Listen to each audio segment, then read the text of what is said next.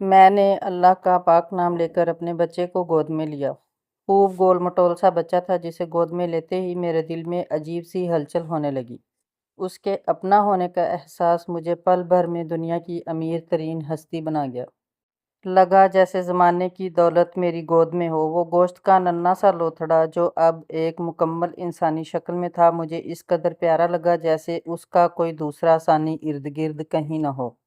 اس کے چہرے پر غالب لال رنگ میں اس کے سوجے سوجے سے نقوش ابھی کچھ واضح بھی نہ تھے، مگر مجھے اس میں اپنا پن تو دکھائی دے رہا تھا۔ میں نے ہولے سے اپنے لب اس کے ماتھے پر رکھ دیے۔ ایک عجیب سی دلگداز خوشبو میرے نتنوں سے ٹکرا گئی اور مجھے مسحور کرتی چلی گئی۔ وہ ذرا سا کسمسایا تو میرے دل میں اس کے لیے جذبات کا سمندر ٹھاٹھیں مارنے لگا۔ میں نے بے ساختہ ہی اسے اپنے سینے سے لگا لیا، بڑی نرمی سے، بہت ہی پیار کے ساتھ۔ میں خوش تھی، بے حد خوش، بلکہ لفظ خوش تو میری اس وقت کی کیفیت کے سامنے بے حد چھوٹا تھا۔ چند ہی لمحوں میں خود کو بڑا معتبر سمجھنے لگی تھی۔ پیارا ہے نا؟ مومانی جان نے ہاتھ بڑھا کر دوبارہ اسے اپنی گود میں لے لیا۔ میرا جی چاہا کہ وہ اسے نہ لیں، وہ میرے پاس ہی رہے۔ ابھی تو میں نے اسے آنکھ بھر کے دیکھا بھی نہ تھا، مگر مومانی جان مجھ سے زیادہ اتاولی ہو رہی تھیں۔ وہ اسے ہاتھوں میں اٹھائے اپنے ساتھ بار بار لگا رہی تھیں، اس کے گالوں کے ساتھ اپنے گال لگاتی میرا بچہ میری جان کہے جا رہی تھی۔ مبارک ہو رفیہ۔ ڈاکٹر کہکشاں مسکراتی ہوئی آ گئی۔ اس کے ہاتھ میں تازہ گلاب کے چند ادھ کھلے پھول تھے، وہ اس نے مجھے تھما دیے۔ ماشاءاللہ سے تمہارا بیٹا پورے 10 پاؤنڈ کا ہے۔ وہ میرے قریب بیٹھ کر بتانے لگیں، بھئی میرے پوتے کا وزن وغیرہ نہ بتاؤ، نظر لگ جائے گی۔ مومانی جان نے فٹ اسے کمبل میں مزید چھپا لیا۔ اچھا جی نہیں بتاتے، وہ ذرا سی شوخی سے بولی۔ اب دیکھا کتنی خوش ہیں آپ، اور ابھی کچھ دیر پہلے کیسی خفا ہو رہی تھیں۔ وہ میرا بلڈ پریشر چیک کرتی ہوئی ذرا شرارت سے بولی۔ وہ بات نہ کرو، میں تب بھی درست تھی۔ مومانی جان ابھی تک اپنی بات پر قائم تھیں۔ یعنی؟ کہکشاں نے انہیں حیرت سے دیکھا۔ یعنی کیا تم نے جلدی کی؟ ورنہ آپریشن کے بغیر بھی وہ اپنا مطلب واضح کر کے اسے غور سے دیکھنے لگی۔ یہی تو مشکل ہے کہ بزرگ لوگ آج بھی وقت کی نزاکت کو اپنی ہی ضد سے بولتے ہیں، اور ایسی ہی ضد اور ناسمجھی میں آج بھی کتنی ہی زچہ اور کتنے ہی بچے اپنی جانوں سے جاتے ہیں، مگر لوگ نہیں سمجھتے۔ ڈاکٹر کہکشاں نے طبی نقطہ نظر سے انہیں سمجھانا چاہا کہ یہ سوچ سراسر جہالت پر مبنی ہے کہ زچہ کو آخری وقت میں لاچاری مجبوری میں تڑپنے دیا جائے، اور آپریشن سے ڈلیوری اس لیے نہ کی جائے کہ آپریشن کے نقصانات زیادہ ہوتے ہیں۔ ایسا نہیں ہوتا خالہ جان، اس نے پیار سے انہیں سمجھایا۔ تو کیا اب رفیہ کے اور بچے بھی آپریشن سے ہی ہوں گے؟ وہ پریشانی سے پوچھنے لگی۔ انہیں اصل پریشانی یہی تھی جس کی وجہ سے وہ کہکشاں کو اجازت نہ دے رہی تھیں۔ کوئی ضروری بھی نہیں کہ ہر بار ایسا ہی ہو، اور پھر کیا ہمارا ایمان اللہ کی ذات پر مضبوط نہیں کہ اس نے ہر جوڑے کے نصیب میں جتنی اولاد لکھی ہے اسے اتنی ہی ملے گی۔ انسانی جان کو ضائع ہونے سے بچانا سب سے اہم فرض ہوتا ہے، اور پھر جب دو جانوں کا معاملہ ہو تو خواہ رکاوٹیں پیدا کرنا نہ صرف غلط بلکہ گناہ بھی ہے۔ وہ ذرا جوش سے بول رہی تھیں جس میں اپنے مریضوں کے لیے محبت اور ہمدردی نمایاں تھی۔ مومانی جان ذرا شرمندی سی ہو گئیں۔ اچھا بھئی، تم جانو اور تمہاری سائنس جانے، مجھے تو اللہ نے چاند سے پوتے سے نواز دیا ہے، اس کا لاکھ لاکھ شکر ہے۔ وہ پوتے کو لیے نہال تھیں۔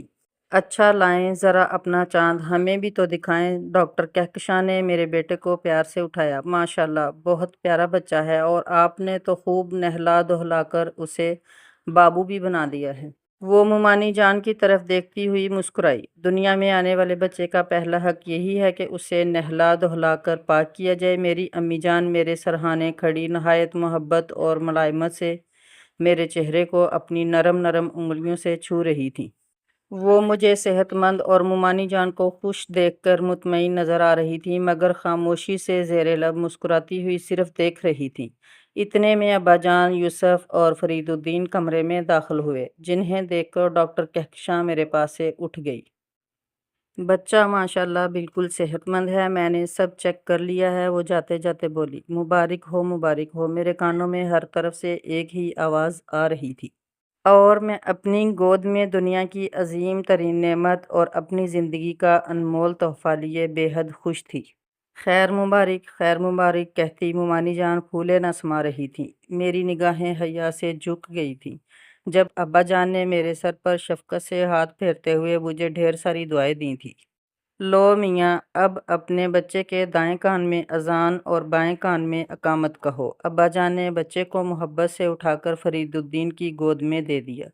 جی وہ آپ دیں۔ فرید چاہ رہے تھے کہ ابا جان بزرگ ہیں، وہی یہ فرض ادا کریں۔ کیوں؟ کیا تمہیں اذان نہیں آتی؟ ابا جان نے فرید الدین سے ازراہ مذاق کہا۔ اذان دینی تو ہر مسلمان کو آتی ہے، مگر میں چاہتا ہوں کہ آپ کی آواز اذان کی صورت میں اس کے کانوں میں پڑے۔ آپ ہی ہمارے بزرگ ہیں۔ فرید الدین نے دوبارہ بچہ ان کی گود میں دے دیا۔ بسم اللہ الرحمن الرحیم، ابا جان نے بلند آواز سے کہتے ہوئے میرے بچے کو اپنے ہاتھوں میں اٹھایا اور پھر اس کے کان اپنے لبوں کے قریب لے جا کر باری باری اذان اور اقامت کہی۔ پھر بچہ فرید الدین کو تھماتے ہوئے کہنے لگے۔ بچہ پیدا ہوتے ہی اس کے کان میں خدا اور رسول صلی اللہ علیہ وآلہ وسلم کا نام پڑے تو شیطان فوراً وہاں سے بھاگ جاتا ہے اور بچہ شیطان کے شر سے محفوظ رہتا ہے۔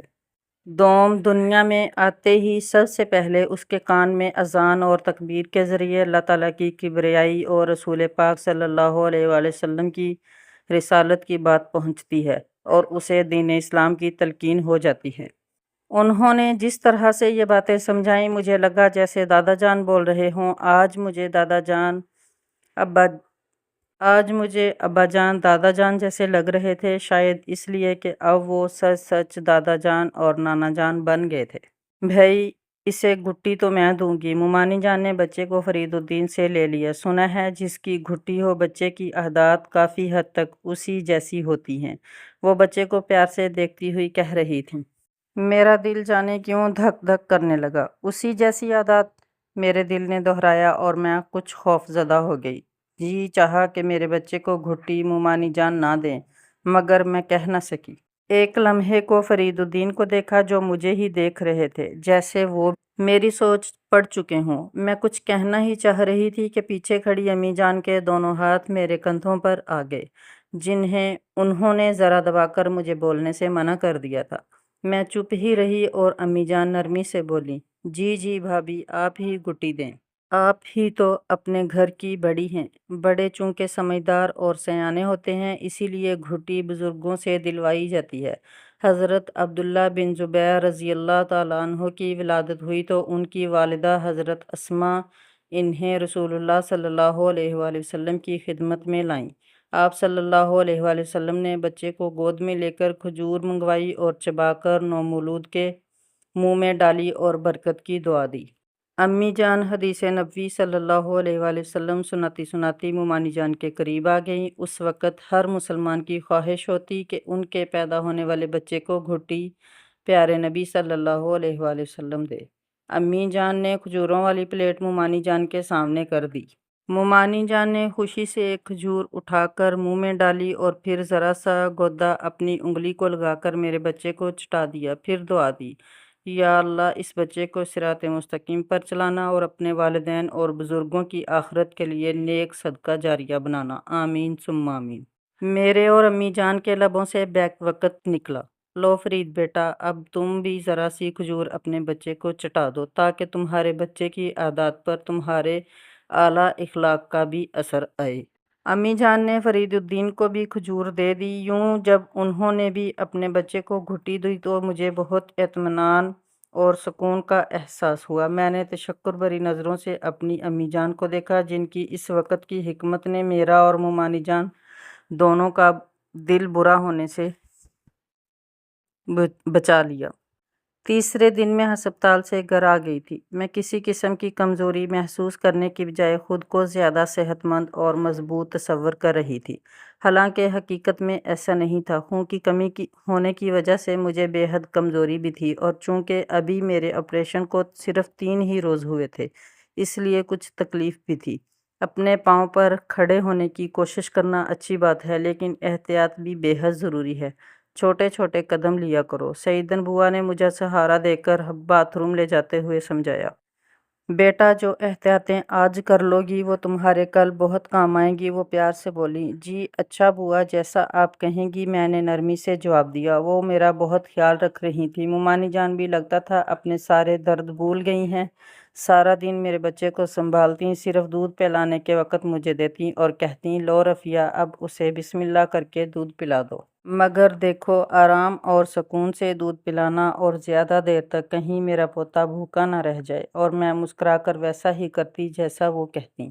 7ویں روز ہمارے گھر ایک چھوٹی سی دعوت کا اہتمام تھا۔ ماریا بھی 40 روز ہونے کے بعد آج پہلی بار میکے آئی تھی۔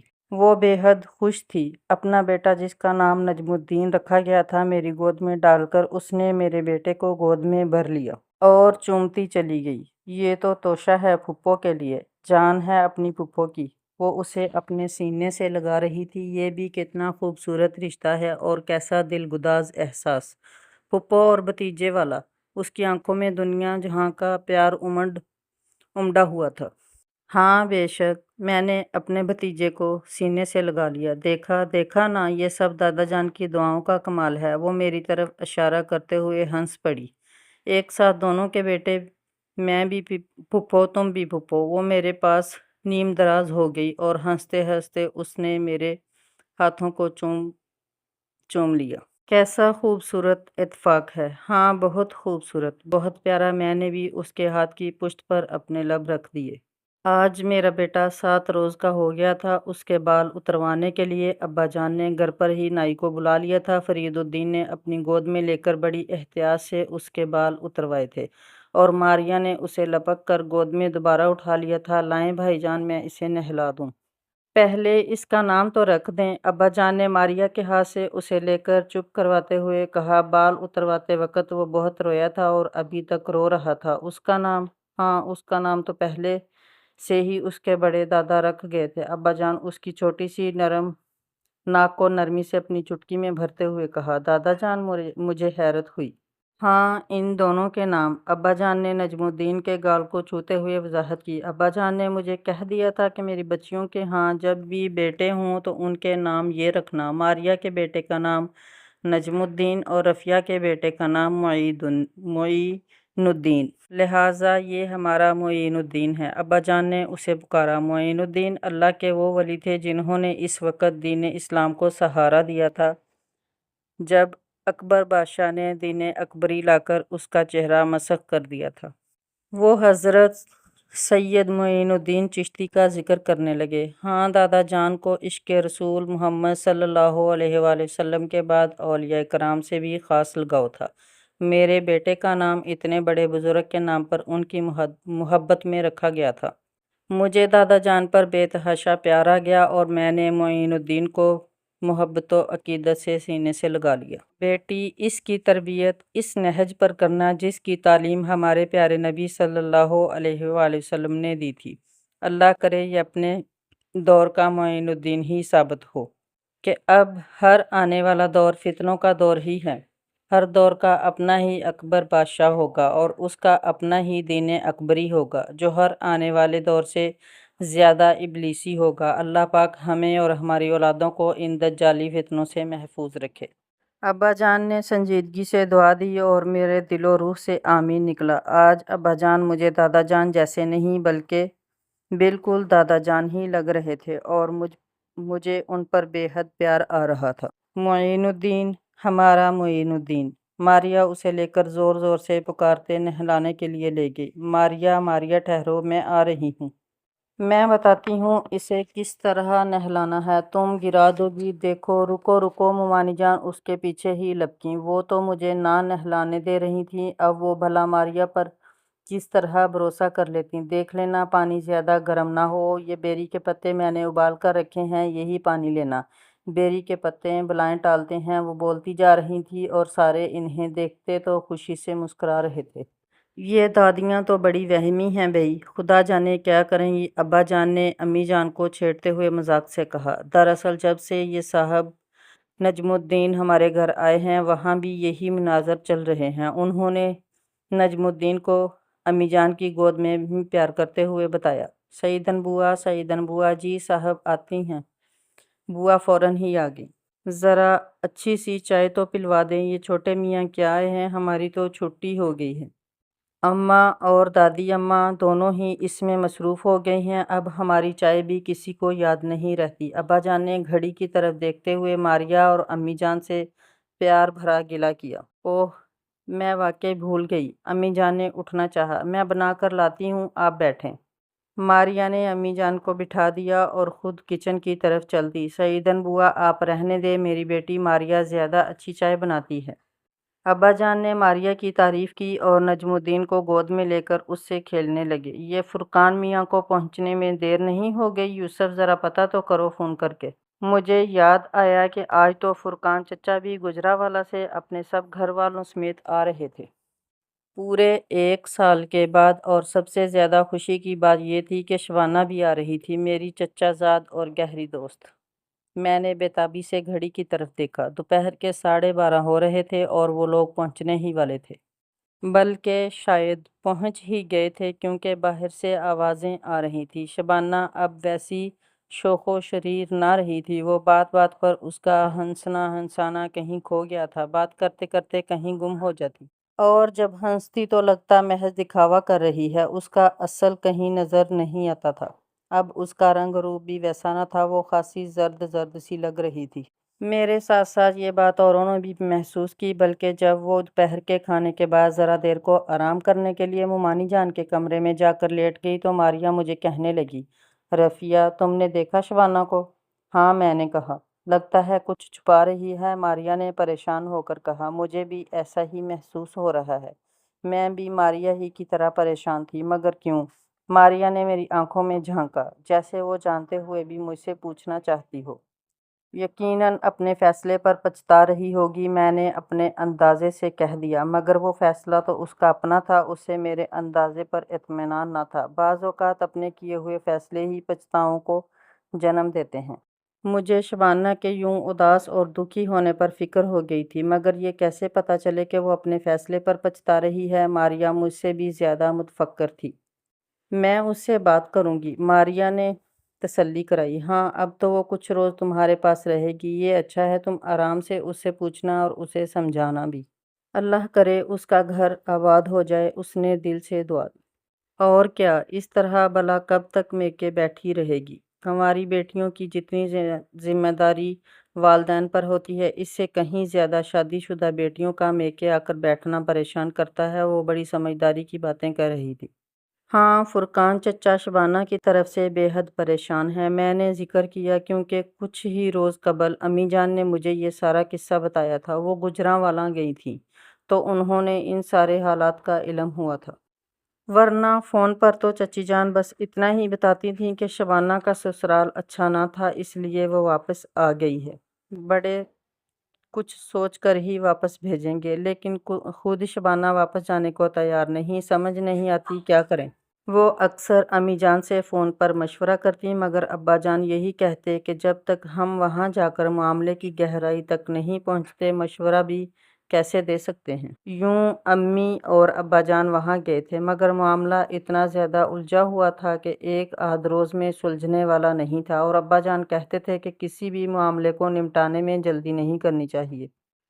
جلد بازی شیطان کا شیوا ہے۔ اب فرقان چچا ابا جان کے کہنے پر ہی شبانہ کو یہاں چھوڑنے آئے تھے، تاکہ شبانہ کا دل اور ذہن دونوں ہی بدلیں۔ جگہ کی تبدیلی مزاج پر بہت اثر رکھتی ہے۔ آدھی سے زیادہ دماغی الجھنیں اور نفسیاتی بیماریاں جگہ اور ماحول کے بدلنے سے ٹھیک ہو جاتی ہیں، اور ذہنی دباؤ کو بہت جلد افاقہ ہوتا ہے۔ فرقان چچا تو 2 روز رہ کر ہی واپس چلے گئے تھے، ان کے کاروبار کا حرج ہوتا تھا، اور شبانہ کو یہ کہہ کر چھوڑ گئے تھے کہ یہ ان دنوں میرا خیال رکھے گی اور مومانی جان کا ہاتھ پٹائے گی۔ جاتے وقت وہ میرے پاس کچھ دیر کو بیٹھے تو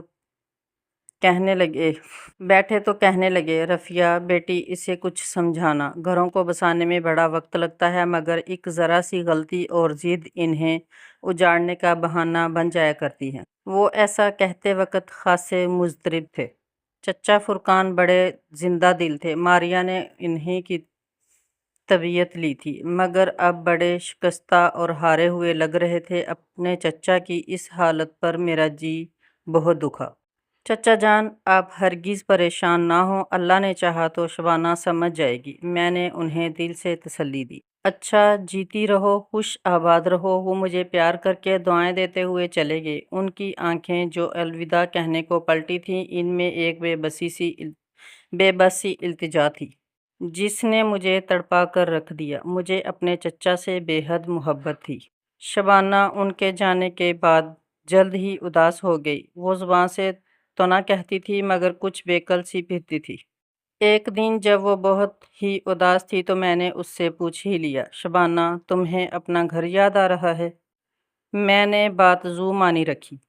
ہاں امی جان، بہت یاد آ رہی ہیں، وہ معین الدین کو گود میں لیے اس سے کھیلتی ہوئی بولی۔ میں تمہارے گھر کی بات کر رہی ہوں، کیا وہ تمہیں یاد نہیں آتا؟ میں نے اپنی نظریں اس کے چہرے پر جماتے ہوئے پوچھا۔ کون سا گھر؟ وہ میرا گھر تھا ہی کب؟ وہ کچھ اور بھی سنجیدہ ہو گئی۔ کیا مطلب؟ کیا وہاں پر تم بیاہ کرنے ہی گئی تھی؟ میں بھی سیدھی ہو کر بیٹھ گئی۔ ضروری تو نہیں کہ جہاں لڑکیاں بیاہ کر جائیں وہ ان کا گھر بھی ہو۔ اب اس کی آنکھیں میرے چہرے پر گڑی تھیں۔ مگر جہاں بیاہ کر لے جانے والا رہتا ہو وہ تو اسی کا گھر ہوتا ہے نا؟ میں نے اپنے چہرے پر مسکراہٹ لاتے ہوئے جواب دیا۔ یہ سب کتابی باتیں ہیں۔ وہ ماننے کو تیار نہ تھی۔ کتابیں بھی تجربات سے لکھی جاتی ہیں، اس دنیا کے مسئلوں پر لکھی جاتی ہیں۔ اب میں نے اس کے ہاتھ تھام لیے۔ ہر ایک کا سسرال آپ جیسا نہیں ہوتا۔ آپ خوش قسمت ہیں جو اپنوں میں ہی بیاہی گئیں۔ وہ آہستہ آہستہ اپنے اندر کی شکایتوں کو زباں پر لانے لگی۔ یہ اپنے یا پرائے ان رشتوں میں نہیں ہوتے۔ سسرال میں سب رشتوں کے نام نئے ہوتے ہیں۔ تایا، چچا، پھپھو، ممانی سب بدل جاتے ہیں۔ ساس اور سسر، نند اور دیور، خون اور قریبی رشتوں پر بھی پہچان کی نئی تختیاں لگ جاتی ہیں۔ میں اسے سمجھانے لگی۔ اتنے میں ممانی جان وہاں آ گئیں۔ معین الدین کے رونے کی آواز سن کر وہ دوڑی چلی آتی تھیں۔ یہ تم کیا ہر وقت باتوں میں لگی رہتی ہو؟ بچہ کب سے رو رہا ہے اور تمہیں پرواہ ہی نہیں؟ وہ میں ممانی جان، اس سے پہلے کہ میں اپنی صفائی میں کچھ کہتی وہ پھر بولی، یہ تم آج کل کی لڑکیاں مائیں بن کر بھی ذمہ دار نہیں ہوتی ہو۔ بچہ جب تک روئے گا نہیں تمہیں پتہ ہی نہیں چلتا کہ اسے بھوک لگی ہے۔ وہ شبانہ کی گود سے معین الدین کو اچک کر بہلانے لگی۔ میرا بچہ، میری جان، بس بس، لو اب اسے جلدی سے دودھ پلاؤ ورنہ یہ پھر رونے لگے گا اور ضد میں پڑ جائے گا۔ انہوں نے معین کو چپ کرا کے میری گود میں دے دیا۔ اور اب دھیان سے اسے دودھ پلانا، کہیں پھر نہ باتوں میں لگ جانا، اور ہاں، جب تک یہ خود بس نہ کرے اسے چھڑانا مت۔ ساتھ ہی انہوں نے مجھے تنبیہ بھی کر دی۔ جی بہتر ممانی جان، میں نے مسکراتے ہوئے جواب دیا۔ اگر اس نے دودھ نہ پینا ہو تو میں تمہیں دوں ہی نہ، خود ہی اس کا دھیان رکھ لوں۔ وہ مسلسل بول رہی تھیں، ذرا بڑا ہو لے اپنے ہی ساتھ سلا لیا کروں گی۔ تمہیں تو فرصت نہیں۔ وہ واپس کو مڑی۔ ارے ہاں شبانہ، تم ایسا کرو کہ ذرا میرے ساتھ کچن میں آ جاؤ ورنہ تم دونوں پھر باتیں کرنے لگو گی اور بچہ بھوکا ہی رہ جائے گا۔ انہوں نے پریشانی سے ٹکر ٹکر تکتی شبانہ کا ہاتھ پکڑ کے اسے اٹھا لیا، جس پر وہ اپنا حیرت سے کھلے کا کھلا منہ لے کر ان کے ساتھ چل دی، مگر اس کی نظروں میں کئی سوالیہ نشان تھے۔